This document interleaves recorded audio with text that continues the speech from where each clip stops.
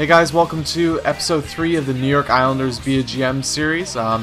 This episode we're going to go through a couple trades that I made. I took some time to think about some moves that might benefit our team, and I put them into fruition, and also a couple of games after that as well. So obviously we had our goalie situation. It was a really tough decision. I talked to plenty of teams about potential trades, and it's really hard, to be honest. Teams really want those green players because those are what meet their block.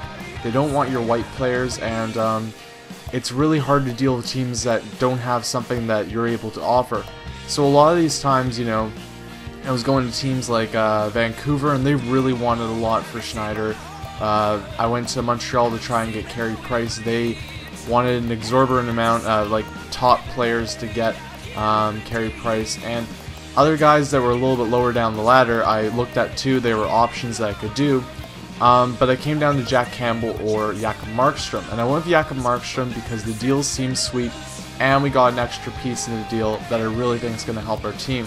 Now we do give up a lot. We give up Josh Bailey, I keep calling him Jeff, Kirill Kubanov, Rick DiPietro, a first round pick, and I believe 2016, and then the Winnipeg's third round pick in 2014. Now that was the pick that we picked up in the Mark Eden trade, so we were able to use that here. And then a later first round pick, I thought, okay, we'll probably be better by this time, hopefully, and if not, we can get something for it. In return, we're going to get Jakob Markstrom here, who's obviously a great goaltender. He's already 76 overall, so he's ready to start right away. 4.5 stars, so he's one of the best potential goaltenders. And he's 6'6" as well, which means that his body's going to cover a lot of the net. Now, I worked on this trade a little bit, and I actually was able to pull off a deal where I got Stephen Weiss. Now, we had Strome obviously in the second line center role, but he really wasn't, obviously the perfect center to have there. We really didn't have that center minus Josh Bailey, who kind of fit that role. And this deal actually, we needed to get some cap space back, and Stephen Weiss offered actually a good solution for that. Mike Weaver wasn't the best choice for defenseman or just anything extra. We needed to get a little bit more cap and a roster player back. So in this trade we get Markstrom, Weiss, and Weaver, who's going to be like a 7 for 8 D-man for us, but Weiss can play a second line center role and hopefully get 40-50 points for us. And now we've got our, hopefully, starter of the franchise in Jakob Markstrom. So I'm really excited about that, and I'm really excited to start a game with him. But before then though, I've got a couple more trades that I wanted to do.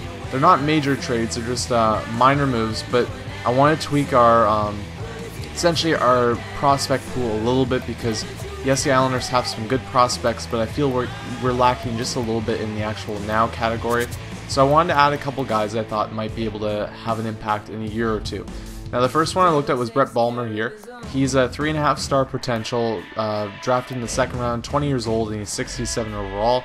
He's a pretty low trade value for what he seems to offer, and he might be able to be a third line checking guy for us, which is something that we could potentially need in the future. Also, he looks like a good kid too, so it was something I said, okay, let's try and get this guy, and we were able to trade Sundstrom here, which we already have quite a few centers to go with. He's a second round pick as well, but he's a 55 overall at this point, so there's a lot more time that's going to have to be taken to get him to the level of moving onto our team. Now the next trade we did here was for Ty Ratty, which we got a 3rd and 4th round pick along with Ty Ratty for Ville Pokka, who's a good defenseman again, though he's a guy that is a 2nd round pick, but around 52 overall right now, so a long time for him to develop. And then we traded our 2nd round pick this year. So we got some picks back for this year, but we did trade the 2nd round pick. I didn't take a picture, or I didn't take any video of the actual pick status after all this trading, but I'll do that in the next episode just so you guys know. Our picks are still pretty much fine because we picked up some good trades. With the Eden deal, picked up a couple thirds, and the picks we traded as well, some of them are later years, so pretty much our picks for the upcoming draft are pretty good still. Now in the Jack Campbell deal I worked out, I got Jamie Alexiak, who's a guy I really wanted. He skates fast, he's like an 80 speed ability, and then 6'7", 252 pounds I believe. Just an absolute beast, and he's actually, like I said, able to move still. And I thought, hey, this would be a perfect guy to add. He's only 3-star potential, but he's already 69 overall, so I mean, if he even ends up to be like a 78 or something like that, I think that would be great for our team. They wanted Kevin Poulin, so I said, okay, that's not, you know, the worst thing, because we don't really need him now that we have Markstrom, and if we do need a backup in the future if Evgeny Nabokov retires, then we can just go to free agency to do that. And see, again, they don't really care where their picks come from, so I offered them a 3rd round pick from 2017, so way down the road. But yeah, we get Jamie Alexiak as well.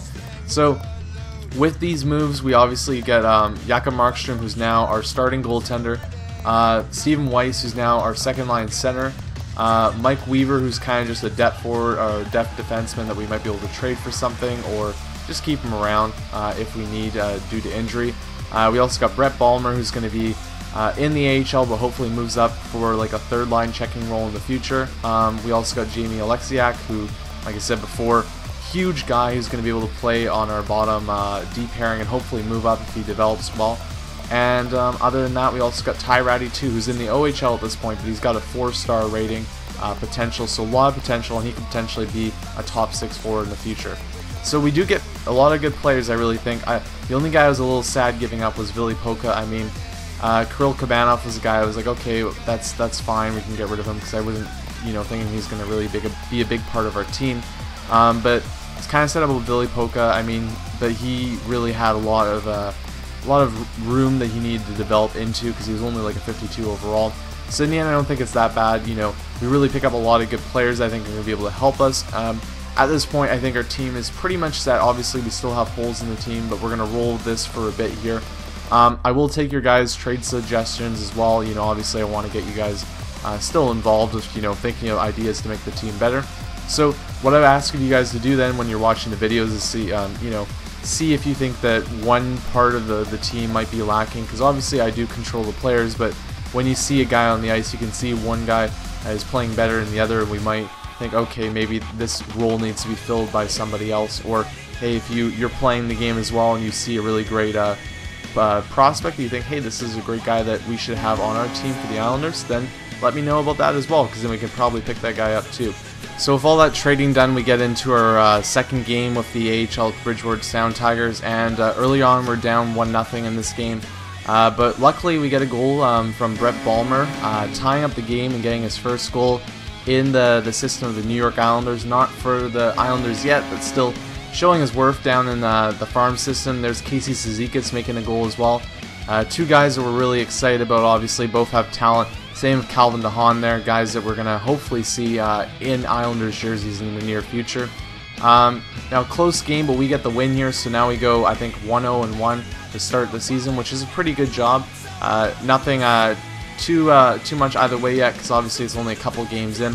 But there you can see Cristobal Huet gets the 1st star, and after trading Kevin Poulin, he's now the guy that's going to be our starter in the AHL for us. So that's not really that bad of a starter to have in the AHL, so hopefully he's going to get us lots of wins and a lot of experience for our young guys as well. There's the stats for the game, as you can see. Ballmer getting about 11 minutes. I'm probably going to bump him up to a better line so he gets more time on the ice. But yeah, good game for most of the guys there, and now we're going to move on to the big game, though, the one that we're going to play, and that's against the Philadelphia Flyers, as we go from a away game to a home game and start off our first game at Nassau Coliseum and a back-to-back game where we're going to hopefully get a win and get that W on the board for us early on in this season. Now you can see the lines here. I didn't really talk about the lines, obviously. I showed the lines a little bit back there, but how they changed essentially is that Molson is now on the first line. I thought that he was a better fit with Tavares, so we put them up there instead of having, I think it was Niederreiter on the top line. And then now moving on to the second line, we have Strome on the wing instead of in the center. Still keeping on the second line role because I think he can develop well there. But we put Weiss in the middle because Weiss is the guy that's probably going to win a lot more faceoffs, and he's the reason why we traded for him, obviously, is because we wanted to get that top 6 option up there, obviously. So with that now, we're going to move on to the actual game, and yeah, we're going to get to see what's going to happen here earlier on. We get a funny bounce, and then John Tavares comes in and scores the goal to get us up 1-0. Only 30 seconds in, but we get the 1-0 lead. Right what we want to see, because we want to get that early lead. Last game we didn't have that, didn't have the opportunity to hold the lead at all, so this game is great. Early on, we already have that confidence that we're up 1-0, and it's good to see John Tavares get on the board as well. In the first game, you know, we only got one goal, and it was from Jesse Yoensu, so I was feeling a little shaky. I was like, uh-oh, this isn't a good thing. We want to see our top guys scoring, you know. It's great to see the fourth liner score, but you want to see that in like the 40th game or something. You don't want to see that right away. Now here's a really bad giveaway, but a great save by Markstrom, showing why we picked him up. That's the reason why he's going to make big saves for us, and hopefully he's going to develop into a goalie that's going to be the top echelon of this league. Now we get some chances here, working the puck around Vishnowsky at the point to Oleksiak. He doesn't get that great of a shot, but still you can see how huge that guy is. He's a massive mammoth on the back end. And I just want you to watch these plays here that he, you know, comparatively to other D-men and whatnot like Milan Yurkinen, he moves pretty quickly. And there was another big save by Jakob Markstrom. We got a little bit lucky because it went off the infamous, not really the post, but like the inside of the net. But the good thing he did though was he made a desperation save, was able to clear the puck there, and kept the game 1-0. And here, with only a second left in the first period, Jakub Voracek gets a shot, and Markstrom makes another big save.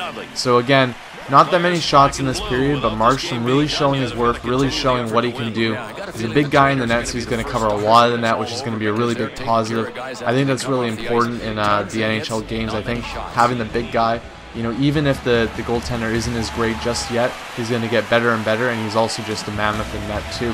Him and Oleksiak are 6'6" and 6'7", so we picked up two mammoths, two big guys to have on our team, because you never can have enough big-bodied presences, like Pierre Maguire would say. So here we're back into the second period, and yeah, we're gonna try and hold on to this lead here. Obviously, we've had troubles doing that in the past. Grabner goes in and out there. Doesn't get a great shot off, but still a save by Bruce Galloff nonetheless. 15 minutes left in the second period here, and the rush goes the other way of Braden Shem here, doing a deke on my guy, and then Tavares unluckily kind of like poke-checking the puck back to him right here, as you can see, and then he's able to get a quick little, I don't even know what it is, kind of just like a wrist shot, like a flip shot at the net. I'm not going to blame Markstrom on it. If it was DiPietro and Nabokov in the net, I'd probably be slagging them, but hey, he made some great saves so far, and that was kind of an unlucky circumstance for him, so we'll give him a break on that one. Obviously, big saves, you know, could be like 2-0 or 2-1 right now, 3-1 if it wasn't for him, so. Now here, coming up, it's 9 minutes left, and we get a great chance there, and a great follow-up chance from Olsen, but just not able to put it away. And like I said, we get the goal with Tavares, but I'm still feeling unsure about the top lines right now, because I want to see them score. I want to see them, you know, show their worth early on in the season, so we get the point per game streak going right away.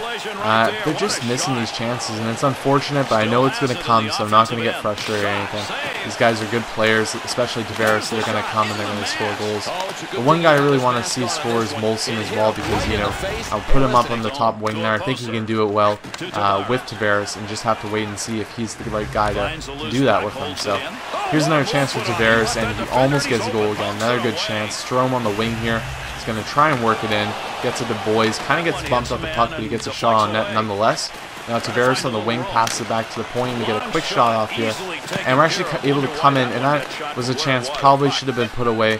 We get our chances in the second period, but we're not able to get the lead back. Now 4 seconds left. We get a really good chance here, but Niederreiter really should have put more into that shot. Not able to really get that big of a shot off on that play. So ending on the second period here, we're still tied with the Flyers. Not a bad position to be in, but obviously we had the chances. 17-7 were the shots. Probably should have put it away. Not put it away, but get up at least a goal or two. Wasn't able to do that, and hopefully it doesn't come back to bite us in the third. So starting the third period here, we got Vishnowsky going in for the hit. Pretty big hit there. One thing I've been really trying in the games that I've been playing, because I've been practicing. I had my friend over. We had the early release last night, so we're just playing around with it and having a bunch of versus games and whatnot. Now with this though, I mean, like playing that and type of stuff, it's really hard against versus people, but overall just trying my best to keep the D-men in the right positions. And there, you know, I'm saying I'm trying my best to do it, but you could see Vishnowsky try and go in for the hit, fails the hit, and Hartnell was able to walk in and do a nice little wrister that goes bar down. Still though, I think I'm getting better at it, because it's just it's that big transition. I think I've played on All-Star on the Moments Live videos, and you guys can see I do pretty good at that. There's a big chance, big save by Bruce Galloff. Continuing though, the Superstar really seems like your chances are personified. You need to score on them. If you don't, it really comes back to bite you. And your mistakes are also highlighted because those mistakes often turn into goals because the computer is so clinical in its finishing. And here's a big chance as well. We get it over to Grabner, and it just in one of those situations where, especially with the new skating engine, he's dead in the water. He's not moving around. There's another big chance there. We're running out of time though. These guys need to score. Like I said, getting plenty of good chances, but we're just not getting the goal that we need. And again, the top guys aren't producing what we want them to. Now 9 seconds left here. They get another chance right there. Goes wide. Now we get a breakaway here from Grabner with 2 seconds left. He tries to get a shot off, but it's too late. And unfortunately, we go down and we lose this game to 2-1. We're now 0-2 in the season. Not the end of the world because we did play some top teams, but a little bit disheartening. Jakob Markstrom had a great performance, obviously. Couldn't stop them all, but still showed his worth, and I'm pretty happy to see how he's been playing thus far. Now we're going to move on to the final game of this episode, and that's Game 3 of our season. Unfortunately for the game summary there, I missed it. I thought I already did it, and then I realized no, I didn't, but it was too late when I pulled the trigger there on that. So we move ahead to the Tampa Bay game here. You can see below that there's some, I think there's a couple signings, nothing too big. What I'll do about each week, so every couple episodes, is I'll go to the transaction marker as well and just show you guys essentially what moves have been made. And if there's any big trades, I'll obviously notify you guys right away in the video saying, hey, this trade just happened. But for any minor stuff though, I'll just leave it, like I said, for every couple videos, every 3 videos, and we'll just go through, see what type of big injuries happen in the league. Again, if it's a super big one, like I see it in the thing, I'll obviously make a point of it, but you know, the minor stuff, I'll keep you guys updated, obviously. Yeah, and as well, another thing I wanted to note is if you guys want to see anything in these videos, if I'm leaving anything out in the Via GM series, you want to see, I don't know, the actual stat page every episode or something like that, you want to see the blocks change every couple episodes, or you just want to see the scouting list change, I don't know, you know, if you guys got something in mind that you'd like to see as more of a regular thing, or, you know, maybe every couple episodes you say, hey, Rido, could I see this? I want to check out what's going on with that, then let me know and I'll definitely add it in the next video. Obviously, I try and keep these ones, you know, they're 20-minute videos. I want to keep them kind of compact. You know, I do, you know, what's important, I do stuff outside the video, obviously, because I gotta just edit lines, do stuff like that.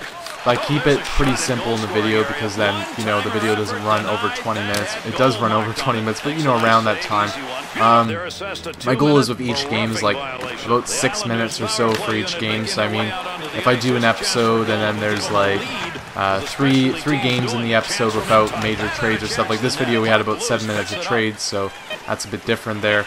But yeah, no, in the case of like, you know, a normal just video episode, then I'll have like 3 games and then maybe a little introduction or checking out the stats or something like that for you guys.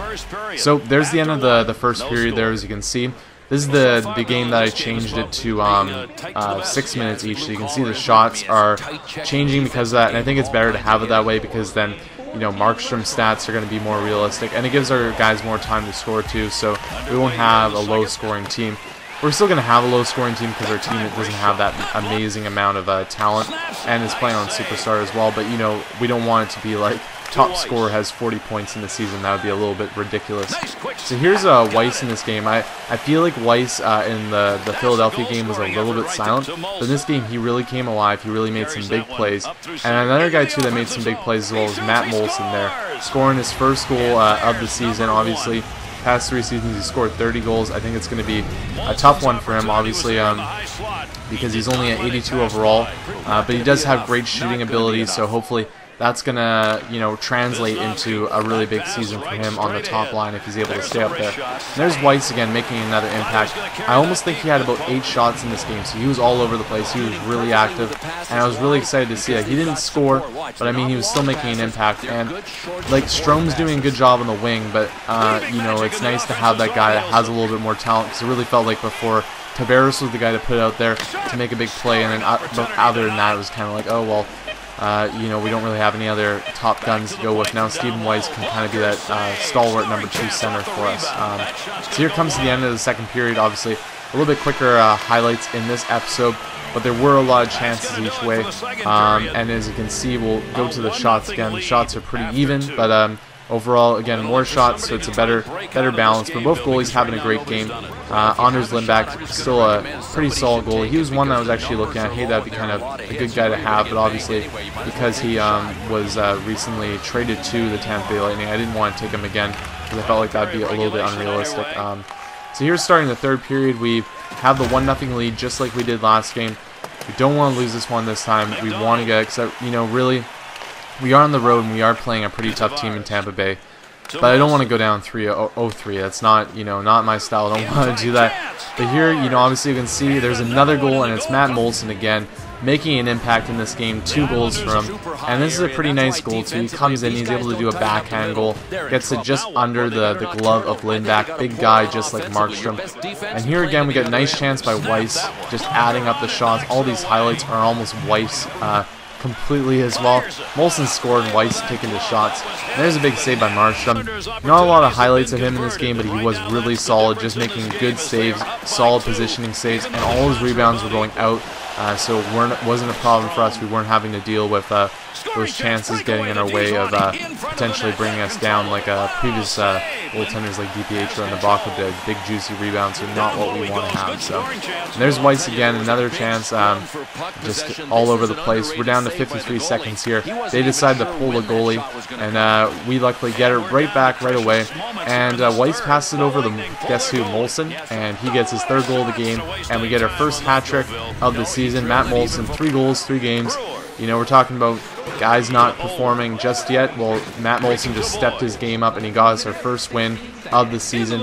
Really happy with that. We almost get a 4th goal there, but Nino Niederreiter isn't able to finish. So yeah, we finished this game up, guys. It's 3-0. Pretty big win for us, obviously, beating the Tampa Bay Lightning. And now we're 1-2 in the season.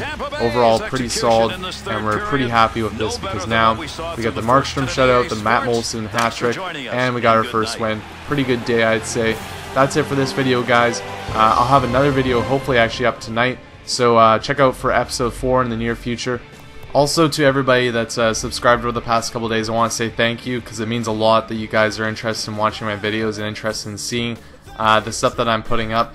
So yeah, thanks a lot, guys. And also, you know, like I've said in previous videos, if you want to see anything or you have a question about the game and just like a rating or something, let me know and I'll definitely be able to answer it for you. Obviously, sometimes there's time constraints and I can't do everything, but yeah, I'll try and get to everything for you guys and hopefully keep the good stuff coming. Like I said, episodes 4 tonight, so look out for that, and hope you guys enjoyed this video.